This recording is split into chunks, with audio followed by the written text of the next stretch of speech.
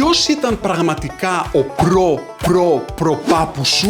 Αν γυρίσεις περίπου 2.000 γενιές πίσω, οι πρόγονείς σου ζούσαν την ίδια εποχή με τους Νεάντερταλ. Αν συνεχίσεις να πηγαίνεις πίσω στις περίπου 10.000 γενιές, δηλαδή στους 10.000 προπαπούδες, δεν θα βρεις έναν πρώτο άνθρωπο, γιατί δεν υπήρξε ποτέ ένας πρώτος άνθρωπος. Και ξέρεις, αν συνεχίζεις να πηγαίνεις ακόμα πιο πίσω, τόσο πίσω που δεν υπήρχαν ούτε άνθρωποι, ούτε θηλαστικά, ούτε ψάρια, οι επιστήμονες θεωρούν ότι όλη η ζωή στη γη έχει τις ρίζες της σε έναν μικροσκοπικό μονοκύτταρο πρόγονο. Τον ονομάζουμε Λούκα.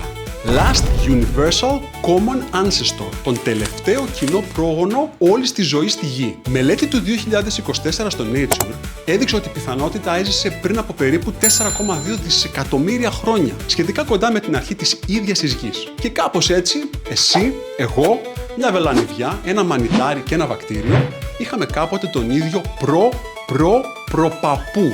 Ξέρω, σου ακούγεται τρελό, αλλά όπως λέει και η γνωστή λαϊκή παροιμία, από μικρό και από τρελό μαθαίνεις την αλήθεια.